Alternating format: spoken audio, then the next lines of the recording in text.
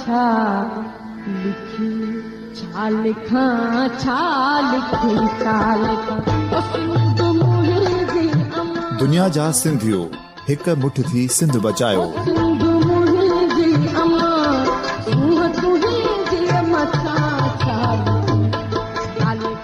सिंध जो क़ौमी आवाज़ radio voice of Sindh London.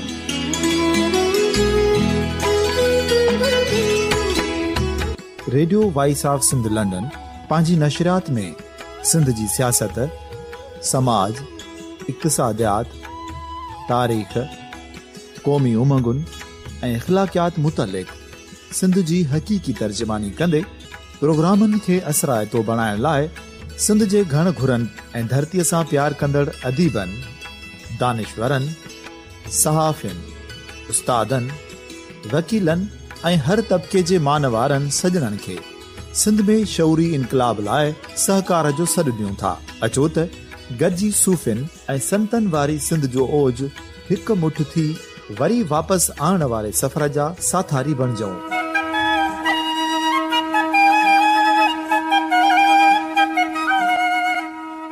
हिक नए सुबुह जी शुरूआत जो पड़ाॾो घर घर, ॻोठ ॻोठ ऐं शहर शहर ताईं पहुचायो।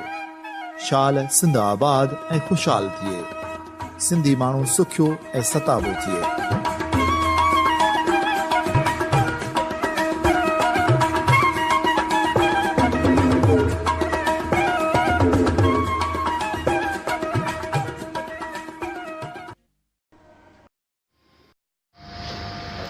सामिर radio voice of Sindh London तां आवां जो मेज़बान जाफ़र मेमण। हिन वक़्तु आउं मौजूदु आहियां हैदराबाद लिटरेचर फेस्टिवल में। ही टियों फेस्टिवल आहे जेको साईं सरदार अली शाह जेको हिन खाते जो कल्चर खाते जो मिनिस्टर आहे, संदसि वज़ारत खां पोइ ही टियों फेस्टिवल हिते थिए पियो। हिन खां अॻु असांखे ख़बर आहे त किथे बि असां हिन क़िस्म जा मौक़ा न हूंदा हुआ, हिन क़िस्म जा मेला न लॻंदा हुआ, पर ही शायदि साईंअ जी ख़ुशनसीबी आहे या संदसि महिनत ऐं जुस्तजू आहे जो संदसि वज़ारत खां पोइ ही टियों फेस्टिवल अॼु हैदराबाद में लॻो आहे। हैदराबाद में असां ॾिठो त मुख़्तलिफ़ रंग नज़र आया ऐं मुख़्तलिफ़ फेस्टिवल जे हवाले सां जेके बि सेशन्स हुआ उहे ज़बरदस्त अंदाज़ सां जारी आहिनि ऐं कुझु थी बि विया आहिनि। हिन वक़्तु radio voice of Sindh London जे लाइ असां ख़ासि वक़्तु घुरियो आहे साईं सरदार अली शाह साहिब खां त हिन फेस्टिवल या हिन खां अॻु जेके फेस्टिवल आहिनि उन्हनि बाबति पंहिंजो रायो ॾियनि त हू हिन महिनत खे कीअं ॾिसनि था। जाफ़र, यकीनन ख़ुशी जी ॻाल्हि आहे त ही हैदराबाद में लिटरेचर फेस्टिवल जेको आहे इहो टियों फेस्टिवल थिए पियो। हर साल थींदो आयो आहे। असांजी जेको साथ रहियो आहे, सपोर्ट असांजी असां हमेशह कई आहे ऐं हिन दफ़े बि असीं गॾु आहियूं। ऐं लिटरेचर फेस्टिवल ऐं सम्झां थो त बुनियादी तौर ते असांजी समाज में, सोसाइटीअ में हिकिड़ो जेको डिस्कोर्स आहे, हिकिड़ो जेको आम माण्हुनि जो कंसर्न बि आहे त भई जेका इंता पसंदी, इंटॉलरेंस, अदम बर्दाश्त ऐं जेके रवैया जनम वठनि पिया, उन में तव्हांजो जेको लिटरेचर आहे या तव्हांजो जेको कल्चर आहे ऐं कल्चरल नैरेटिव जेको आहे उहो ई बहितर काउंटर थी सघे थो। 63% असां वटि जेका पॉपुलेशन आहे उहा नौजवाननि जी पॉपुलेशन आहे ऐं तव्हांजे मुस्तक़बिल, तव्हांजो माहौल, तव्हांजो मुस्तक़बिल जो सॼो मदार जेको आहे उहो तव्हांजे नौजवाननि ते आहे। इन 63% जेका पॉपुलेशन आहे उन ते मदार रखे थो। हाणे असीं उनखे कीअं पंहिंजी बहितर हुनजी नशो नुमा कयूं, हुनजी बहितर ज़हनी परवरिश कयूं, हुनजी फ़िक्री तरबियत कयूं त इन मुआशिरे जा हिकिड़ा उहे बहितर ऐं हिकिड़ा सुजाग जेके आहिनि, सुञाण जेके आहिनि उहे फ़र्द थी सघनि। त आउं सम्झां थो त हीअ जेके लिटरेचर फेस्टिवल जो कॉन्सेप्ट जेको कराची लिटरेचर फेस्टिवल KLF मां शुरू थियो हो, जेको ऑक्सफोर्ड वारा कराईंदा आहिनि, जंहिंमें फ़क़ति लिटरेचर डिस्कस कोन थो थिए, जंहिंमें मुख़्तलिफ़ मौज़ू डिस्कस थियनि था। तव्हांजी समाजियात डिस्कस थिए थो, तव्हांजी सियासत डिस्कस थिए थी, तव्हांजी आर्कियोलॉजी डिस्कस थिए थी, तव्हांजो लिटरेचर डिस्कस थिए थो, तव्हांजो मुख़्तलिफ़ सहाफ़ती अदब डिस्कस थिए थो, सहाफ़त डिस्कस थिए थी। त इहे सभु मौज़ू ॼण हिकिड़ी जॻह ते 2-3 ॾींहंनि में ॿुधण लाइ मिलनि था ऐं मुख़्तलिफ़ ज़हन, मुख़्तलिफ़ माहिर ऐं मुख़्तलिफ़ स्कॉलर्स जेके उहे अची पंहिंजो उन ते रायो ॾियनि था। ऐं यकीनन हिकिड़ो कामयाबु मॉडल आहे। अॼु मूं ॾिठो हिते HLF में त जेका अक्सरियत घणाई जेका माण्हुनि जी हुई उहा नौजवाननि जी हुई ऐं ख़ुशाइंद ॻाल्हि इहा आहे त नौजवान वधि खां वधि इन क़िस्म जूं जेके सिहतमंद एक्टिविटीज़ आहिनि जेके इंसान जी ज़हनी सिहत लाइ लाज़मी आहिनि, त उन में नौजवाननि जी शिरकत जेका आहे असांखे हिकु बहितर मुस्तक़बिल जी नवीद ॾिए थी। त असांजी सुभाणे जी जेका सिंध आहे, सुभाणे जा जेके सिंधी आहिनि उहे दुनिया सां सलाड़ियल हूंदा, पढ़िया लिखिया हूंदा, रोशन ख़्याल हूंदा ऐं पूरी आलम इंसानियत सां उहे प्यार कंदड़ हूंदा ऐं उहे ग्लोबल सिटीज़न हूंदा। फ़क़ति कंहिं हिकिड़े मख़सूस मुल्क ऐं इलाइक़े जा शहरी कोन हूंदा, हू सॼी दुनिया जा आलमी शहरी हूंदा। ऐं जेको पैगाम असां वटि बुनियादी तौर ते लतीफ़ साईं जेको ॾिनो हो, उन ई पैगाम जा सुबुह जो धणी थी बींदा ऐं उनजो अमली तौर ते मज़हर थी साम्हूं ईंदा। त आलम सभु आबाद करी, माना सिंध त ख़ुशहाल थिए ई थिए, उन सां गॾु सॼी दुनिया खे ख़ुशहाल करियो। इहो UN जो चार्टर बि थी सघे थो, UN जो स्लोगन थी सघे थो यूनाइटेड नेशंस जो। त असां समूरी दुनिया खे प्यार कंदड़ ऐं सॼी दुनिया जे आलम इंसानियत सां मोहबत कंदड़ धरती आहियूं ऐं असांजो पैगाम जेको आहे उहो आफ़ाक़ी ऐं यूनिवर्सल पैगाम आहे। साईं, तव्हां छा सम्झो था छाकाणि त इलेक्शन तमामु वेझो आहे ऐं 6 महीननि ताईं तव्हांजी शायदि वज़ारत बि न रहंदी, तव्हां जेको जेतिरी महिनत कई आहे, जेको ॿिजु तव्हां छटियो पिया, सम्झो था त इहो ईंदड़ हुकूमत में या ईंदड़ इलेक्शन खां बाद में बि कंटिन्यू रही सघे थो? उमेद आऊं इहा कयां थो त मूंखां पोइ जेको अचे, मूंखे 1.5 साल जो जेको पौणा 2 साल जो टाइम मिलियो, मूं उनखे पंहिंजे हर ॾींहं खे आख़िरी ॾींहं करे सम्झो त अॼु को कमु अॼु आऊं करे वठां, सुभाणे अलाए इंसानी न हुजे, हयाती न हुजे। उन करे मूं पंहिंजे दोस्त खिलंदा आहिनि त मूं पंहिंजी गाॾी खे पंहिंजो पूरो वार्डरोब ठाहे छॾियो आहे। सभु सामान, मुंहिंजा कपिड़ा, कोट, शालूं, टूथब्रुश, उहे सभु गाॾी जी ट्रंक में पियल आहिनि, डिगी में पियल आहिनि ऐं मुसलसल सफ़र में रहणो पवे थो। तक़रीबन उहो ॾींहुं हफ़्तो ख़ाली कोन्हे जंहिंमें 2-3 एक्टिविटीज़ जेके असीं एड्रेस नथा करियूं या किथे पहुचूं नथा। मूं यकीनन आऊं सम्झां थो त सकाफ़त तव्हांजो चहिरो आहे, तव्हांजी सकाफ़त तव्हांजी सुञाणप आहे ऐं उन ते असां कंप्रोमाइज़ करे नथा सघूं। ऐं मूं कोशिशि इहा कई आहे त आऊं घटि में घटि वञण खां पहिरीं एतिरा फुटप्रिंट्स छॾे वञा त मूंखां पोइ जेको अची वज़ीर वेहे साहिबु हिते, त उनखां तव्हां सभु गॾिजी उथी पुछाणा करियो त भई बजट जेका आहे उहा साॻी 8-10 साल खां हलंदी आई ऐं बजट अॼु बि तोखे उहा साॻी मिली आहे, त उहो एतिरी सरगर्मी छो नथी थिए। अॼु तव्हां ॾिसो सॼी सिंध में किंजर खां वठी कारुंजर ताईं, कश्मोर ताईं, सखर ताईं असां तक़रीबन हर जॻह ते पंहिंजूं एक्टिविटीज़ जेके आहिनि उहे कयूं आहिनि। हिकिड़ो आऊं चवंदो आहियां कल्चरल एक्टिविज़म, सकाफ़ती तहरुक जेको आहे उहो असां हिकिड़ो पैदा कयो आहे, जंहिंजे नतीजे में अॼु समाज में हाले, सोसाइटीअ में हाले केतिरियूं ॿियूं तनज़ीमूं, फ़र्द निकिरी आया आहिनि जेके पंहिंजूं एक्टिविटीज़ कनि था। ऐं उनमें थिएटर रिवाइव कयोसीं। तव्हांजी हैंडीक्राफ्ट आहे, तव्हांजो टेंजिबल हेरिटेज जेको पाण चऊं था, जंहिंखे आसार क़दीमा, उन ते असांजी तक़रीबन 30-35 साइट्स ते जेके आहिनि कमु हले पियो। उमरकोट जो क़िलो मुकमिल रिस्टोर थियो। तव्हांजी मकलीअ जी जेका आहे उहा इंटरनेशनल ताज़ो कॉन्फ्रेंस थियो, 4 ॾींहं ख़तमु थी आहे, मोहन दड़े ते कईसीं। इन क़िस्म जूं जेके इवेंट आहिनि, हाणे अॻियां बि जेके 3-4-5 महीना आहिनि उहे यकीनन मुंहिंजे सुम्हण जा कोन आहिनि, उहे ईअं ई पंहिंजो गाॾीअ में सामान हूंदो ऐं पंहिंजे पंध जा आहिनि। असां सिंध जा सकाफ़ती जेके भाङा आहिनि उन्हनि ते प्रोग्राम लाड़ मेलो कयोसीं, लाड़ जे कल्चर जे हवाले सां। काछे में वियासीं, काछे में वञी पहिरियों हुते असां इवेंट फेस्टिवल कयो। त आऊं न हुजां सुबुह जो वज़ीर, त जेको ईंदो उनखां ज़रूरु इहे त सभु पुछणा थींदा ई थींदा त इहे वरी इवेंट कॾहिं था थियनि, छो त तई अॼु मीडिया जे थ्रू, सोशल मीडिया जे थ्रू एतिरा विजिलेंट आहियो जो यकीनन तव्हां ॻिचे मां जले वज़ीर खां पुछी सघो था त भई हाणे तव्हां असां माज़ी में हीअ एक्टिविटीज़ कयूंसीं, हाणे तव्हां छा था कयो। सो ऐं उमेदु वरी बि उमेदु बहितरी जी रखबी त मूंखां पोइ जेको बि अचे इन खाते ते त उन कम खे अॻिते वधाए। असां वटि तसलसुल न हूंदो, मुस्तक़िल मिज़ाजी न हूंदी, कंटिन्यूटी न हूंदी, त नतीजा न निकिरंदा। जेके बहितर शयूं आहिनि उहे कंटिन्यू रहणु खपनि। ऐं इदारा जेके आऊं हींअर बुनियादु विझी वञा पियो, जेके यकीनन मूं वञण खां पोइ वञी उहो पंहिंजी तकमील तरफ़ वेंदा। लैंग्वेज इंजीनियरिंग जो इदारो जेको हैदराबाद में क़ाइमु कयूं पिया, इहो तमामु वॾो ऐं सम्झां थो सिंधी ॿोलीअ जे हवाले सां हिकिड़ो क़दमु हूंदो, छो त ॿोली हाणे पने ते कान बचंदी, उहो हाणे तव्हांजी स्क्रीन ते बचंदी, तव्हांजे मोबाइल जी स्क्रीन ते बचंदी। जेको हथ ते पाण स्क्रीन पई आहे, पाम टॉप पियो आहे, हिते ॿोली बचंदी। ऐं इदारो उन लाइ असां डिज़ाइन कयो हो त उहे लैंग्वेज जा इंजीनियर वेहनि ऐं तव्हांजी ॿोली जे मुस्तक़बिल खे डिज़ाइन कनि भई तुंहिंजो मुस्तक़बिल सिंधी ॿोलीअ जो उहो जदीद मीडिया ते ऐं जदीद इलेक्ट्रॉनिक डिवाइसिस ते उहो तव्हांजो जेके ॿोली जेका तव्हांजी आहे उहा कीअं अचे। सिम्पा आहे, Sindh institute of music and performing arts आहे, जेको पहिरियों इदारो सिंध में जेको आहे नापा उन्हनि खोलियो, जो महदूद दाइरो आहे। असां ही ठाहियूं पिया म्यूज़िक ऐं परफॉर्मिंग आर्ट्स ते। मुंहिंजो त अञा बि इहा कोशिशि आहे त आउं यूनिवर्सिटी ऑफ आर्ट्स जेका आहे उहा ठाहे वञा जामशोरे मंझि, जंहिंमें CED जेको असांजो आहे इदारो, जेको तव्हांजो फाइन आर्ट्स जो इदारो आहे ऐं ॿियो परफॉर्मिंग आर्ट्स आहे जेको सिम्पास ठाहियूं पिया, ॿिन्ही खे गॾाए यूनिवर्सिटी ऑफ आर्ट ठही वञे ऐं पाकिस्तान जी पहिरीं यूनिवर्सिटी ऑफ आर्ट्स हूंदी जेका सिंध में मौजूदु हूंदी। इहा मुंहिंजी कोशिशि आहे, ख़्वाहिश आहे त आउं पंहिंजे वञण खां पहिरीं उनजी कानून साज़ी कराए इहे तकमील ते पुॼाए वञा। हिकिड़ो सुवाल मां तव्हां खां हिकिड़ो दफ़ो ॿीहर पुछां थो, हिन करे जो गुज़िरियल फेस्टिवल में मूं तव्हां खां सुवाल कयो ऐं तव्हां चयो त उन ते कुझु वर्कआउट कंदासीं या कयूं पिया था। मोहन जे दड़े जी जेका नाचणी आहे जंहिंजो मुजस्मो असां वटां अॻुवा थियल आहे या सरेंडर थियल आहे, उन बाबति तव्हां चयो त लिख पढ़ कंदासीं ऐं असां कोशिशि कंदासीं त उहा असुलु जेको मुजस्मो आहे उहो असां हिंदुस्तान खां वापसि वठूं।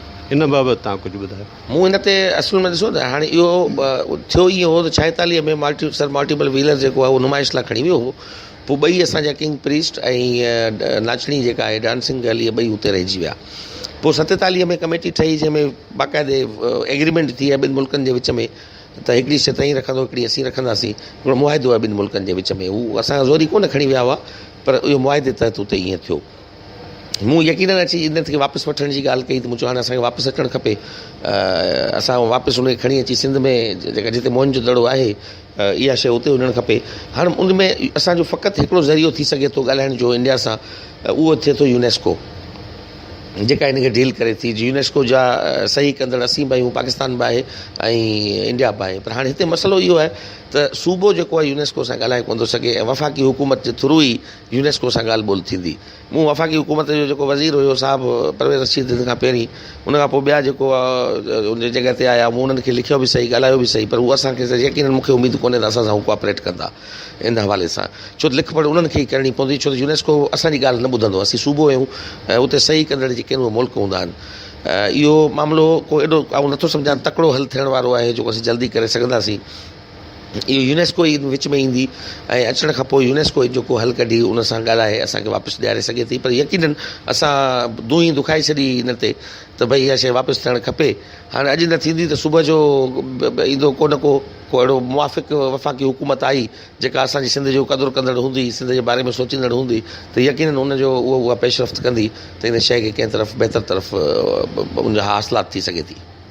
सामीन, तव्हां साईं सरदार शाह जूं ही ॻाल्हियूं ॿुधियूं ऐं आख़िरी सुवाल इंतिहाई अहम हो।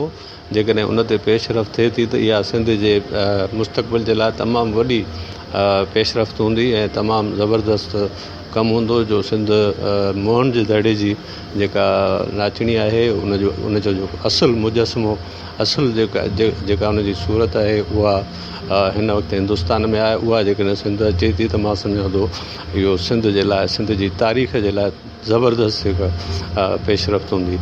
सक़ाफ़त खाते जे सूबाई वज़ीर सरदार अली शाह साहिब खां पोइ सामीन हींअर असां सां मौजूदु आहिनि इसाक समेजो साहिब, जेके सिंध अलाजी जा डायरेक्टर बि आहिनि ऐं मुसलसिल लिखणियुनि जे हवाले सां, कम जे हवाले सां, शाइरीअ जे हवाले सां संदसि तमामु वॾो नालो बि आहे।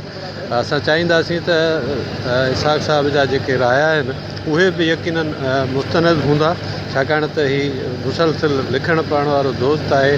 डायरेक्टर हुजणु हिकु इंतिज़ामी मामिलो आहे, पर उनखां वधीक असां हिनखे जेको शाइरीअ में ॾिठो आहे, जेके मैगज़ीन जा ॾिठा आहिनि ऐं पढ़िया आहिनि, उन्हनि में असां सम्झूं था त संदसि राय यकीनन मुस्तनद हूंदी।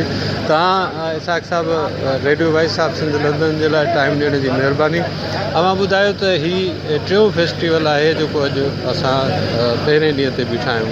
तव्हां हिन फेस्टिवल जे हिन तरतीब खे जेका 3 सालनि खां शुरू थी आहे ऐं हिते जेके मेला आहिनि, किताबनि जा दुकान आहिनि, के नवां किताब आहिनि, के पुराणा आहिनि, तव्हां कीअं सम्झो था हिनखे, कीअं बयानु कंदो? सभ खां पहिरीं त वॾी महिरबानी रेडियो वॉइस ऑफ सिंध जी, जेको हिकिड़े वॾे अर्से खां वठी ख़ुदि बि इहो साॻियो कमु हिकु रेडियो जी सूरत में सॼी दुनिया जी सिंधी कम्यूनिटी लाइ करे रहियो आहे, त म्यूज़िक खे, आर्ट खे, राइटर खे, पॉज़िटिविटी खे इनकरेज पियो करे। त हिननि फेस्टिवल्स जो जेको असुलु जोहर आहे या उनजो जेको बुनियादी मक़सदु आहे उहो आहे ई समाज मां जेका हिकिड़ी पॉज़िटिव कुवत आहे उनखे यकजा करणु, गॾु करणु ऐं उन वसीले पंहिंजे समाज तरफ़ हिकिड़े ज़िम्मेदाराना रविश खे हथी वठाइणु आहे। तव्हां ॾिसंदो त हिननि फेस्टिवल्स में ईंदड़ जेके ऑडियंस आहे उनजी अक्सरियत यंगस्टर्स ते मुश्तमिल आहे। इहे उहे माण्हू आहिनि जिन खे मुस्तक़बिल में असांजी नुमाइंदगी बि करणी आहे, हिकिड़े मक़सद पैगाम खे खणी अॻिते वठी हलिणो आहे ऐं पंहिंजे समाज लाइ कुझु न कुझु डिलीवर करिणो आहे। त मां सम्झां थो जेको हू हितां मैसेज खणी था वञनि सो इहो आहे त असांजो जेको किताब सां रिश्तो टुटी रहियो आहे उहो कीअं नए से जुड़ी सघे थो। असांजो जेको पंहिंजे आर्ट सां रिश्तो टुटी रहियो आहे, हिकिड़ो आर्ट उहो आहे जेको बाज़ारी आहे, सतही आहे, जंहिंमें का गहराई कोन्हे का। ॿियो आर्ट उहो आहे जंहिं हिकिड़े वॾे डिघे सफ़र में माण्हुनि जे हिकिड़े तहज़ीब उनजे कल्चर मां जनमु वरितो आहे ऐं उन में हिकिड़ो ज़बरदस्त हिकिड़ी क़ौम जो एसेंस गॾियल आहे। त मां सम्झंदो हीउ फेस्टिवल उन एसेंस खे कठे करे रहिया आहिनि ऐं जीअण तरफ़ ऐं पंहिंजे वतन तरफ़ हिकिड़ी नई रविश खे जनमु ॾेई रहिया आहिनि। त हैदराबाद लिटरेचर फेस्टिवल हैदराबाद सिंध जो मेजर हिकिड़ो शहरु आहे, कल्चरल हब आहे। उते थींदड़ हीअ जेका एक्टिविटी आहे 3 सालनि खां, उन सॼी सिंध खे हिकिड़ी नए रुख में हिकिड़ो डिलीवर करणु शुरू कयो आहे। सॼी सिंध जा शाइर, आर्टिस्ट, नौजवान गॾु थियनि था, ॿुधनि था ऐं न फ़क़ति इहो त हू सिंध लाइ हिकिड़ी नई रविश जेका आहिनि खणी वापसि था वञनि, पर गॾोगॾु हुननि खे पंहिंजनि इलाइक़नि में कुझु करणु, कुझु नओं सोचणु, को नओं आइडिया जेको आहे उते पंहिंजो अमल हेठां आणण जी उहो हिकिड़ो पैगाम खणी वञनि था। त मां सम्झो फेस्टिवल हिकिड़ी नई वेव, हिकिड़ी नई लहर सिंध में पैदा कई आहे। उहा इहा आहे त असांजी ज़िंदगी बेसिकली असांजे पंहिंजी ज़ात ऐं घर लाइ त आहे, पर पंहिंजे वतन लाइ बि हुजणु घुरिजे ऐं वतन में जेके चङा माण्हू ऐं चङा किरदार आहिनि ऐं चङा रवैया आहिनि उन्हनि तरफ़ असांखे हिकिड़ी रविश अख़्तियार करणु घुरिजे। इसाक़ साईं, हिकिड़ो आम रुझान आहे या रवैयो आहे या माण्हुनि जो ख़्यालु आहे त प्रिंट जेका मीडिया आहे या प्रिंट जेको लिटरेचर आहे उन्हनि जो हाणे ख़ात्मो पियो अचे, छाकाणि त इलेक्ट्रॉनिक मीडिया एतिरी तेज़ थी वई आहे जो सभु शयूं ऑनलाइन मौजूदु आहिनि। दुनिया जी का वॾी में वॾी जेका लाइब्रेरी हुजे उहा बि मौजूदु आहे, त पोइ माण्हू हीअ किताब वठणु छॾींदा था वञनि। ऐं सूरत हाल इहा आहे त 1000 कापी जंहिं नाले सां छपिजे किताब पधिरो थिए थो, उहा 1000 कापी बि सिंध में हाणे हली नथी सघे। इन बाबति तव्हां कुझु राय ॾियो। जाफ़र साहब, गुज़ारिश इहा आहे त पहिरीं ॻाल्हि आहे त मीडियम तब्दील थींदा रहंदा आहिनि। क़दीम ज़माने में तव्हांखे ख़बर आहे जेको मिस्र मां पेपर्स ते याने वण जे पननि ते जेको आहे उन जी लिखाई थींदी हुई। पोइ कंहिं ज़माने में वरी मिटीअ जूं सील्स ठाहे या मिटीअ जा हिकिड़ा पंहिंजो दीवारूं ठाहे उन्हनि ते तहरीर कयो वेंदो, उनखे पको कयो वेंदो बाहि वसीले। वक़्त सां गॾु खलुनि ते लिखण जो रवाजु पियो, चमड़े ते लिखण जो रवाजु पियो ऐं अॻिते हली उन किताब जी सूरत या फॉर्म अख़्तियार कयो। हाणे किताब ख़ुदि पंहिंजी शकिल बदिलाए रहियो आहे। उहो PDF फॉर्म में असांखे इंटरनेट ते मिले थो। ऑनलाइन लाइब्रेरीज़ जो दौरु थी वियो आहे। तमामु घणा जेके आहिनि ॿिया जेके मीडियम इस्तेमालु थी रहिया आहिनि, त करे असुलु अहमियत मीडियम जी न आहे, पने वारे किताब जी न आहे। असुलु अहमियत उन कम या उन पैगाम जी आहे या उन ख़्याल ऐं उन वीहन जी आहे जेको इन्हनि किताबनि में मौजूदु आहे। तंहिं करे मां सम्झां थो उहो पंहिंजो फॉर्म तब्दील भले करे। मिसाल किताब जूं 500 कापियूं हलनि थियूं पने वारे किताब जूं, उहो किताब जॾहिं ऑनलाइन थिए थो त लखे माण्हू पढ़नि था। तंहिंजे करे हाणे त पने वारे किताब जो ऑडियंस महदूद थींदो नेचुरली ऐं हुनजो वधंदो। तंहिं करे किताब जी अहमियत कॾहिं घटि कोन थींदी। अलबत्ता जीअं पने जो यूज़ घटि थी रहियो आहे सभिनी शयुनि में, तंहिं करे इन किताब जी बि जो घटिजणु फितरी ॻाल्हि आहे हिकिड़ी। इन में को एब या का ख़राबी न आहे। नंबर 2, अॻे तव्हां ॾिसंदो त किताब घटि छपबा हुआ, थोरा राइटर हुआ। अॻे महीने में किताब मार्केट में 3 ईंदा हुआ। हाणे तव्हां मार्केट में वेंदो किताब तव्हांखे 50 मिलंदा। हाणे जेकॾहिं 50 ईंदा त ज़ाहिर आहे उहो उनजो ऑडियंस उन सतह जो हूंदो, ओतिरो थींदो। पर मां सम्झो इन जो सबबु इहो न आहे। इन जो सबबु इहो आहे त ख़ुदि मयार जो बि मसइलो आहे। जे किताब मयारी आहे त उनजो अॼु बि 10,000 कापियूं हलनि थियूं। मूंखे यादि आहे तारिक आलम बबड़े जो जेको रजवियल मंज़र आहे उनजा 15 छापा अची चुका आहिनि। अमर जलील जो दिलि जी दुनिया मुसलसल छपजी रहियो आहे। उस्ताद बुखारी जो न कमु निबिरियो न ग़म निबिरियो, ख़तम ई कोन थो थिए मार्केट मां। शाह लतीफ़ जो रिसालो सभु पब्लिशर छपींदा आहिनि ऐं हर 3-4 महीने छपींदा आहिनि रिसालो। उहो ख़तम ई न थींदो। अयाज़ जा रिसाला, अयाज़ जा किताब जेके आहिनि सभिनी पब्लिशर छपिया आहिनि ऐं हर वक़्तु मार्केट में मौजूदु आहिनि। इन जो मतिलबु आहे त मयारी किताब जो ऑडियंस हर वक़्तु मौजूदु आहे ऐं उहो मार्केट मां ख़तम ई कोन थो थिए, मुसलसल विकिरो थी रहियो आहे। ग़ैर मयारी किताब, सतही किताब, उहो ज़ाहिर को बि हिकिड़ो माण्हू हिकिड़ो दफ़ो पढ़ी वरी उछलाए छॾींदो। मयारी किताब जो ऑडियंस न मरंदो आहे। महिरबानी तव्हांजी इसाक़ साहब। अब्दुल रज़ाक उमरानी साहब मौजूदु आहे। असां चाहियूं था त अब्दुल रज़ाक उमरानी साहब जा वीचार अव्हां ताईं पहुचायूं। Radio voice of Sindh London जी महिरबानी जो सिंध में थींदड़ हर सकाफ़ती, सियासी, समाजी जेका बि जिदोजहद थिए थी या को बि इवेंट थिए थो त उनखे सॼी दुनिया में वेठल जेके बि असांजा दोस्त आहिनि, सिंध जा हमदर्द आहिनि, सुञाण दुरियूं आहिनि, जेके हिन रेडियो खे ॿुधंदा उन्हनि ताईं पहुचाए थो। ही हैदराबाद लिटरेचर फेस्टिवल जेका आहे उनजो ही 3 साल आहे ऐं हिन खां अॻु में 2 हैदराबाद लिटरेचर फेस्टिवल जेके आहिनि से थी चुका आहिनि हिते मुमताज़ मिर्ज़ा ऑडिटोरियम ऐं उनजे भरपासे में असांजो सिंध म्यूज़ियम आहे। उन में हिन वक़्तु बि हैदराबाद लिटरेचर फेस्टिवल जो अॼु पहिरियों ॾींहुं हो ऐं जीअं तव्हांखे असांजे दोस्त अव्हांजे डायरेक्टर जाफ़र मेमन साहब ॿुधायो त हिन जो इफ़्तिताह थी चुको आहे ऐं हिन जा मुख़्तलिफ़ सेशन्स जेके आहिनि हिन वक़्तु रवां दवा आहिनि ऐं नौजवान शागिर्द बुज़ुर्ग असांजूं नियाणियूं ऐं अदब दोस्त समाजी जेके वर्कर आहिनि, सियासी वर्कर आहिनि, उहे सभई हिन मुख़्तलिफ़ प्रोग्रामनि जे ख़ुशबूअ मां वास वठी रहिया आहिनि। हिते गॾोगॾु मुख़्तलिफ़ किताबनि जा स्टॉल जेके आहिनि से लॻल आहिनि ऐं जेके किताबनि जा शौक़ीन आहिनि, इल्म सां पंहिंजी उझाइणु चाहिनि था, उन्हनि खे रिआयती अघ ते हिते किताब मुयसरु करे ॾिना विया आहिनि हिन फेस्टिवल जे दौरान। त जीअं मुख़्तलिफ़ पब्लिशर जेके आहिनि उन्हनि हिते जी पंहिंजा स्टॉल लॻाया आहिनि, उन्हनि तां उहे नौजवान जेके आहिनि किताब वठनि या जेके बुज़ुर्ग बि किताबनि खे पढ़ी करे उन मां इल्मु हासिलु करण जे ख़्याल खां किताब ख़रीद कनि था, उन्हनि खे सस्ते अघ ते किताब मिले जीअं उन्हनि जी अट्रैक्शन जेका आहे सा डेवलप थिए ऐं उहे किताब वठनि। अॼु हिन जो पहिरियों ॾींहुं आहे, उन पहिरें ॾींहं में मुख़्तलिफ़ प्रोग्राम आहिनि। आउं बि हिकिड़े प्रोग्राम जेको 8 बजे शुरू थींदो उनजो मॉडरेटर आहियां। त सिंध में जेको सियासी ऐं फ़िक्री अदब सिरजो वियो आहे, सिंध में जेको सियासी ऐं फ़िक्री अदब जेको आहे उहो मौजूदु आहे ऐं उन अदब जी समाज में उन अदब केतिरी तब्दीलीअ जे लाइ पंहिंजो रोल प्ले कयो आहे, समाज में इन अदब जो केतिरो कारज आहे ऐं समाज में इन अदब जी केतिरी जेका आहे सा अहमियत आहे। सो उन ते बि ज़ाहिर आहे त मुंहिंजा जेके मुख़्तलिफ़ दोस्त आहिनि, सिंध जा सान्यावंद आहिनि, उन्हनि सभिनी सां हिन ते सीर हासिल जेको आहे हिकिड़ी असीं गुफ़्तगू कंदासीं, उते असां हिकिड़ो बहस जेको आहे सो कंदासीं त जीअं मुख़्तलिफ़ जेके इन सॼे अमल जा पासा आहिनि उहे असांजे हिन radio voice of Sindh London जे तवसुत सां दुनिया जे कुंड कुर्छ में वेठल मिड़नी सिंधी माण्हुनि जंहिंमें असांजूं मावरूं भेनरूं आहिनि, नियाणियूं आहिनि, बचा आहिनि, नौजवान आहिनि, बुज़ुर्ग आहिनि, उन्हनि ताईं पहुचनि। ऐं गॾोगॾु असां हिन वक़्तु जेको टी दुनिया आहे जंहिंमें पसमांदा जेके मुल्क आहिनि, छाकाणि दुनिया खे 3 हिसनि में विरायो आहे, हिकिड़ा तरक़ी याफ़्ता आहिनि, हिकिड़ा तरक़ी पज़ीर ऐं हिकिड़ा वरी पसमांदा।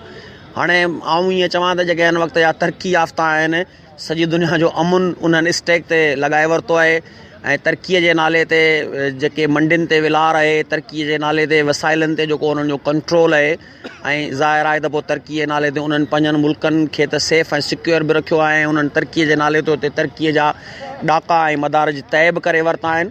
ऐं जेके तरक़ी पज़ीर मुल्क आहिनि उन्हनि उहे हिन वक़्तु उसरनि पिया ऐं उन्हनि मुल्कनि में जेको आहे सो तरक़ी बेतदरीज ऐं ॾाके बि ॾाके जेका आहे सा वधे पई। ऐं असीं वरी पसमांदा मुल्क आहियूं। पसमांदा मुल्कनि जी जेका हालत आहे उहा इहा आहे त न उन्हनि खे लुटिजण जो भउ हूंदो आहे, न उन्हनि खे तरक़ी करण जो वरी को ऊनो हूंदो आहे। त असांजी रियासत में जंहिं अंदाज़ में असीं थर्ड वर्ल्ड जा जेके मुल्क आहियूं उन्हनि वटि तरक़ीअ जी रफ़्तार, शयुनि खे ॾिसण जी नज़र ऐं शयुनि खे इन्हनि सभिनी मामलनि ते परखण जी जेका असां वटि प्रोसेस आहे, जेका असां वटि रफ़्तार आहे, उहा इंतिहाई स्लो आहे।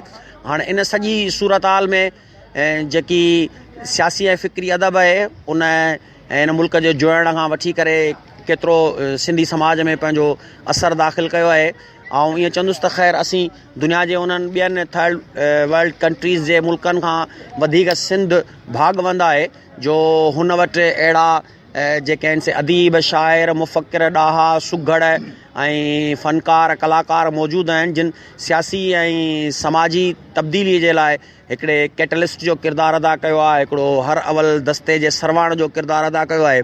सो असां कोशिशि कंदासीं त हिन मौज़ू ते जेको आहे सो असीं हिकिड़ो सीर हासिल बहस करियूं, जीअं असांजा नौजवान असांजा जेके उते असांखे ॿुधण वारा दोस्त ईंदा, ॾिसण वारा दोस्त ईंदा, त उहे हिन सॼे गुफ़्तगूअ मां को पैगाम, को गस, का वाट ऐं को जेको आहे रस्तो हितां खां खणी वञनि।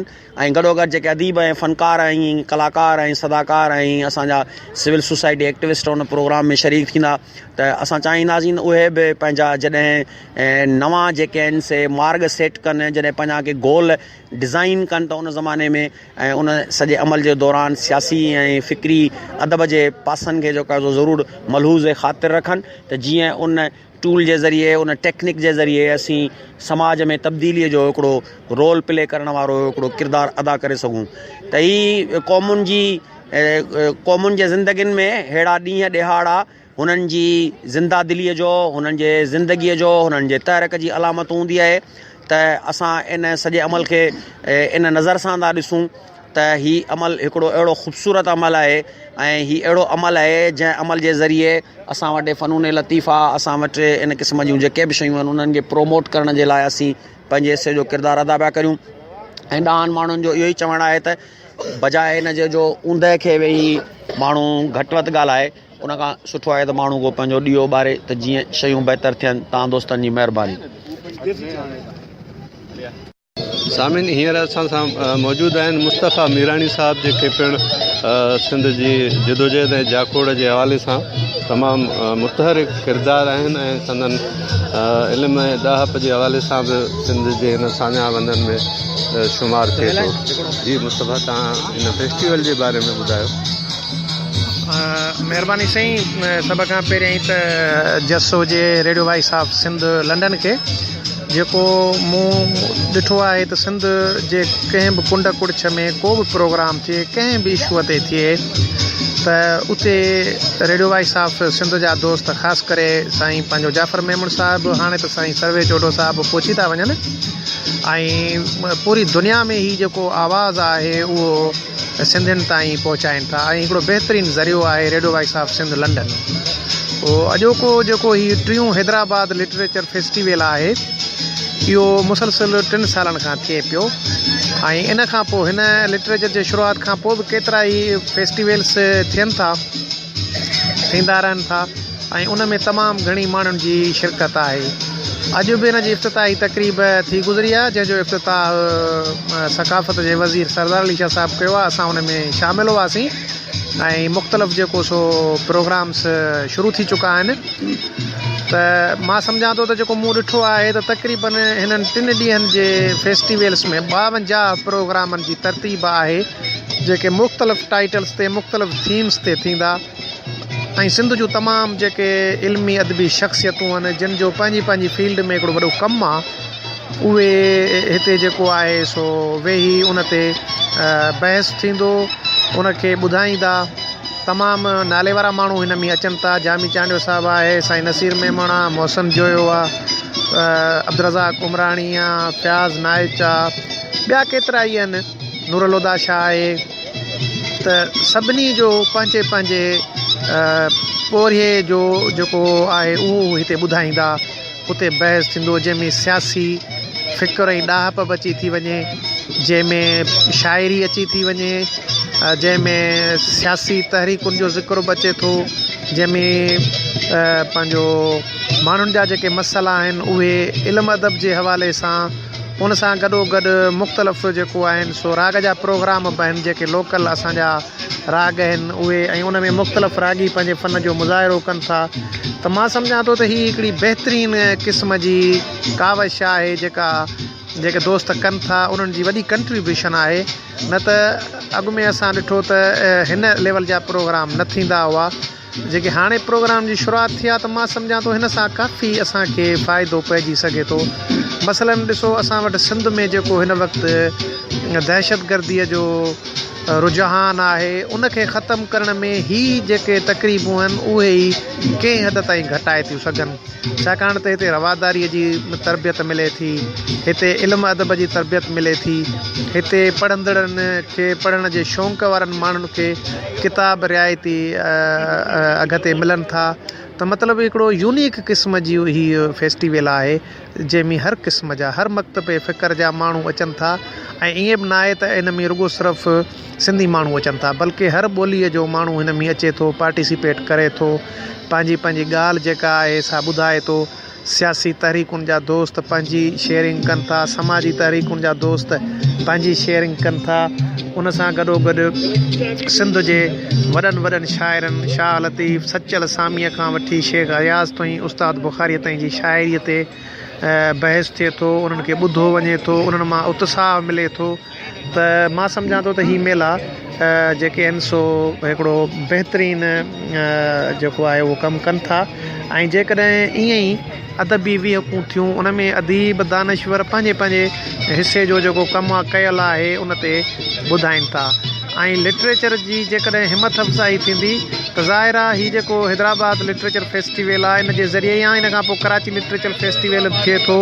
हिन खां अॻु में उर्दू अदबी कॉन्फ्रेंस बि थी आहे कराचीअ में इहे मुसलसिल जेके प्रोग्राम थियनि पिया त मां सम्झां थो इन सां जेको आहे सो सिंध जे माण्हुनि में हिकिड़ो चाह बि पैदा थींदो इल्मु अदब जो चाह बि पैदा थींदो ऐं मिलण जुलण जो चाह पैदा थींदो परे परे खां माण्हू अचनि था जेके हिक ॿिए सां गॾिजी करे उन ते बहस था कनि पोइ चाहे उहा सहाफ़त हुजे चाहे सियासत हुजे चाहे उहा शाइरी हुजे चाहे उहो राग रंग हुजे उन सभिनी खे जेको आहे सो हिते ॿुधो वञे थो ॾिठो वञे थो ऐं उन ते उन मां लाभ मिले थो त मां सम्झां थो त अहिड़ा प्रोग्राम जेके आहिनि उहे मुसलसिल थींदा ई रहनि ऐं हैदराबाद छाकाणि त पढ़ियल गढ़ियल सोसाइटी जो हिकिड़ो हब आहे इन करे हिते प्रोग्राम घणे तइदाद में थियनि था ऐं उन्हनि जी सहूलियत आहे जीअं सिंध म्यूज़ियम आहे सिंध लैंग्वेज अथॉरिटी आहे मुख़्तलिफ़ प्रेस क्लब जो हॉल आहे पर मां सम्झां थो त हिन खे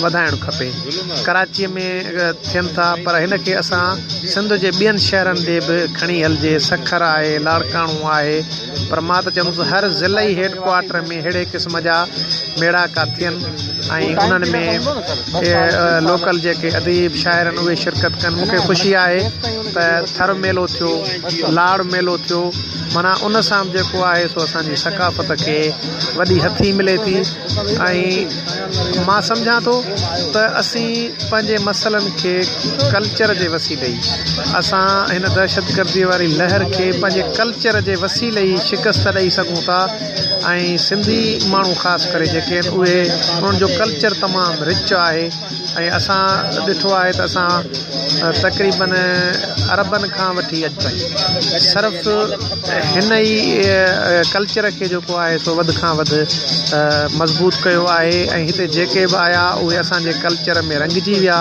हितां जा ई थी विया त हीअ सिंध जो जेको कल्चर आहे उहो रिच कल्चर आहे त मां चवां थो त हिन क़िस्म जा मेला जेके आहिनि उहे जंहिंमें इल्मी अदबी पोरे जो क़दुरु थिए थो इल्मी अदबी माण्हुनि खे ॿुधो वञे थो ऐं हिते सभु पढ़िया लिखिया माण्हू अचनि था जेके पंहिंजे पोरे खे बहितरीनु अंदाज़ में पेश कनि था ऐं ॿुधंदड़ जेके आहिनि उहे बि बहितरीनु अंदाज़ सां उनखे ॿुधनि था महिरबानी सामिन हींअर असां सां मौजूदु आहिनि साईं यूसुफ सिंधी साहिबु जेके सिंधी अदबी संगत जा सेक्रेटरी जनरल रही चुका आहिनि छाकाणि त लिटरेचर फेस्टिवल आहे इन करे मां सम्झां थो त यूसुफ सिंधी साहिब जी जेका राय हूंदी उहा काफ़ी मुस्तनद राय हूंदी तंहिं करे अचो त संदसि राय हूंदी मूं सदाईं हिन ॻाल्हि जी कोशिशि कई आहे त हिन क़िस्म जे मेलनि जी सपोर्ट कजे अॼु ही मेलो ॾिसी मूंखे ॾाढो अफ़सोस थियो आहे हिन हवाले सां त हिते हिकिड़ो मख़सूस तबिको इलीट क्लास जो तबिको NGO जो तबिको या उन्हनि दानिश्वरनि जो तबिको आहे जेके जिन जो मासिस सां या आवाम सां या आम लीडर सां पढ़ंदड़ सां तालुक़ु घटि आहे ऐं पर उनजो जेको मख़सूस हल्को आहे ऐं उन मख़सूस हल्के जो ई मेलो आहे ऐं हाणे त मेला इलीट क्लास जा थींदा आहिनि लिटरेचर जेको आहे हिन में आम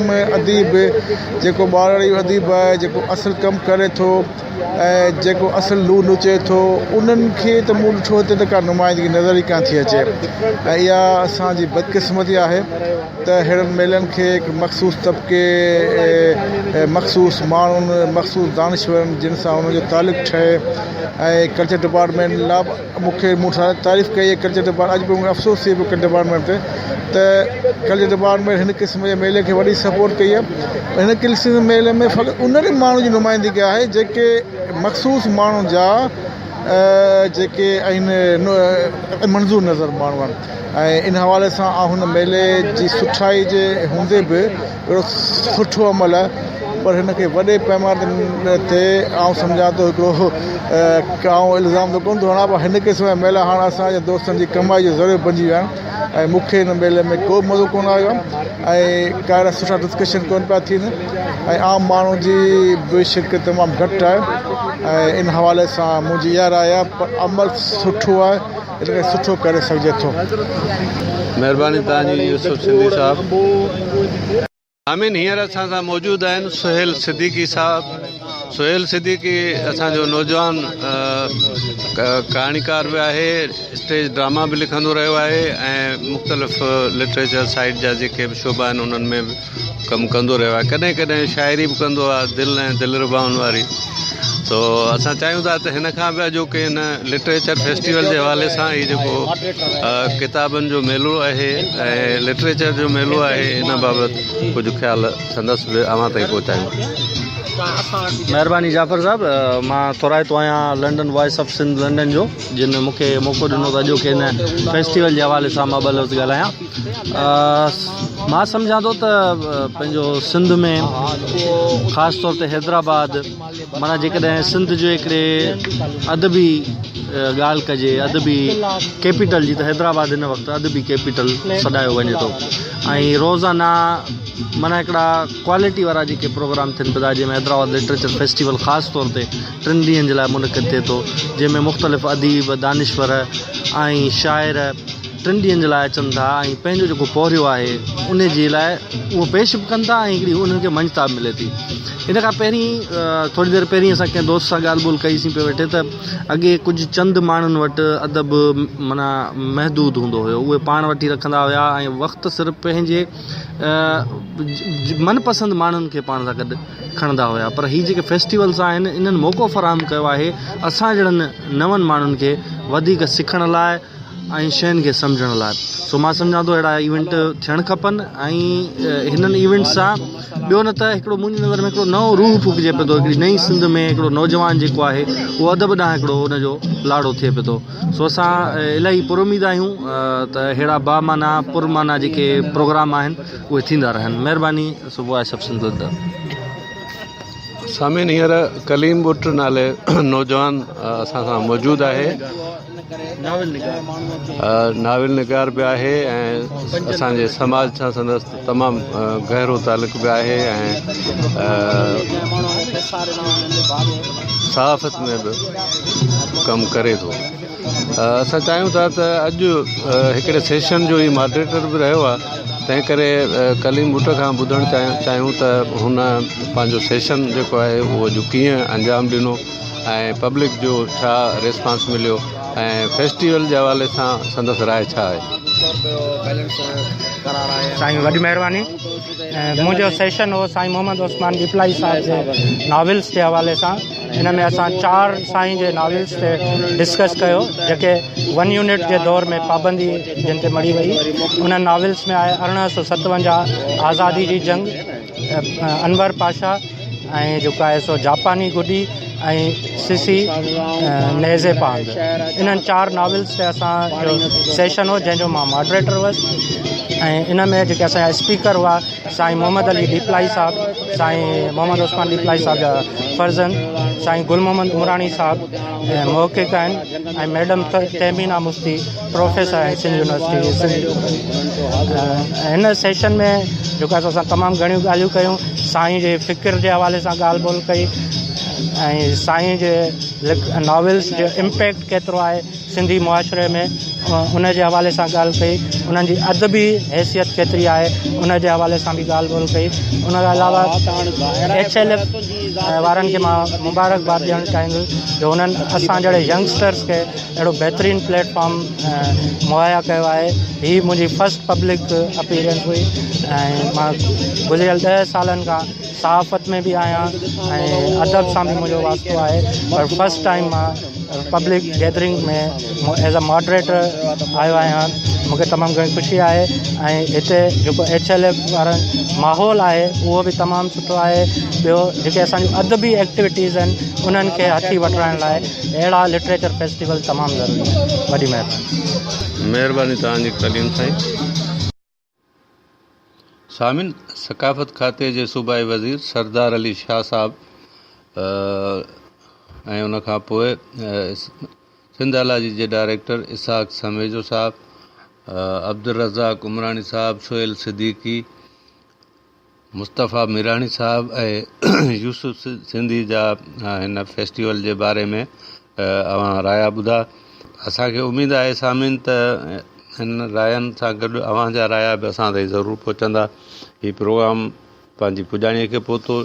जाफ़र मेमण खे हैदराबाद मां इजाज़त ॾींदा ऐं ॿुधंदा रहंदा radio voice of Sindh London. अवांजी समातुनि ताईं radio voice of Sindh London